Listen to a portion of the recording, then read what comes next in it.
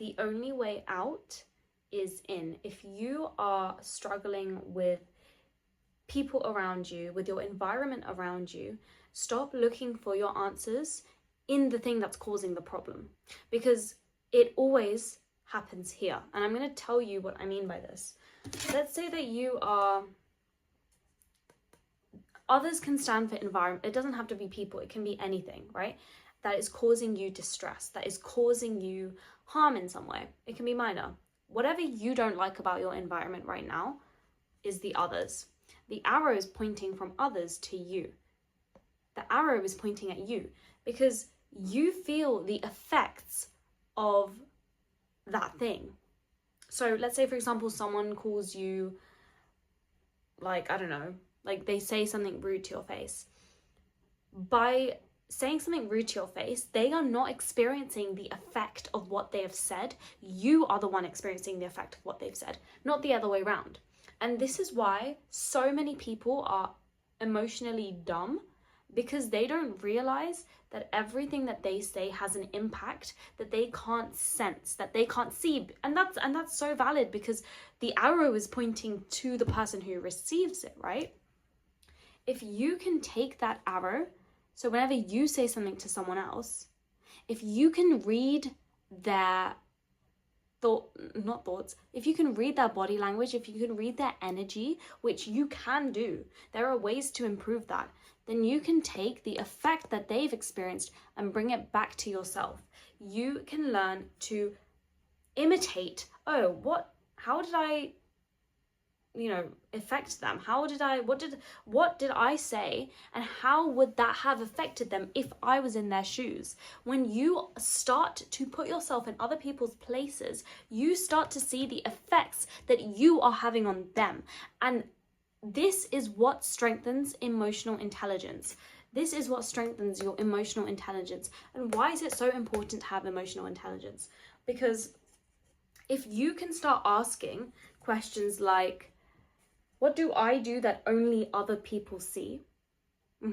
What do I do that only other people see? And if you start asking questions like, what emotions do I constantly feel? Then you will realize that everything that is in your surroundings is actually just a reflection of yourself.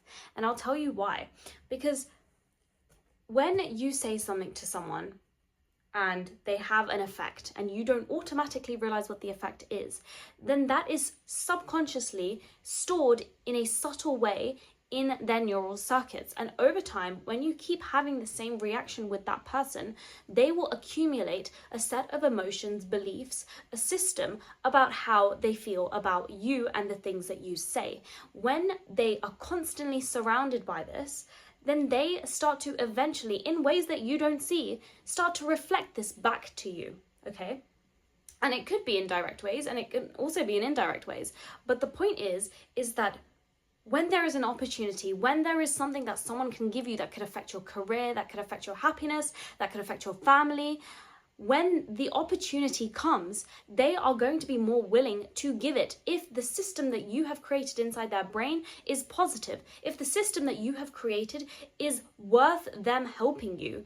If what you have created was this abundance mindset, then they are going to reflect that and give you as much abundance as they can, because everything that you see in your environment right now doesn't exist. It only exists in your head.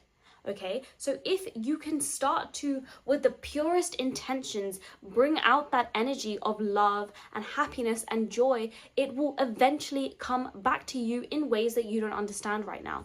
This is why building that emotional intelligence and seeing how the things that you say have an impact on your surroundings is so important, because this is the game of dynamic equilibrium. This is the game of karma. So if you can start to become smarter and bring that awareness back to yourself, you have already won, and you have helped yourself in ways that you don't even understand. This is what I mean by the idea when your thoughts, your habits, your actions all become an endpoint, and that endpoint is always an emotion. when we say that we want something, when we say we want the brand new car or the house or blah, blah, blah, we don't actually want that thing. We want the emotion that is associated with it. So what I'm saying is that when you feel something that someone else has said to you, or when you try and feel how the other person would have felt when you've said something to them, then you can bring it back and take it back to these three things. Where did it stem from? What actions did I do? What habits do I have? What thoughts did I express that caused that emotion to occur? When you can bring the end product back to the input that it had, then you can start to not only become aware of what has happened, but start analyzing what has happened and realize what you need to change here to change this. So for example, if you've made someone sad, right, and you are emotionally intelligent to realize that you've made them sad, you will bring it back to the habits, the thoughts, and the actions that could have possibly caused this. You will analyze why that would have made them sad specifically, and you'll realize, okay, so I need to change this habit, I need to change this action, I need to change this thought. When you can change this and rewire this, your emotion, the endpoint, will automatically change, because this is just the output when this is the input. So when you can change this, you can change this. And when you can change this, you can change this. This arrow signifies the emotions that they have on you, the things that they bring you, good or bad. It also reflects your awareness of how you've made them feel, like we've been talking about. So the whole point of this is, if you really want to change your surroundings, then start investing in yourself. Start investing in your mind and your analysis, and start investing in the things that you don't think are worth investing in right now, because they could secretly be holding you back.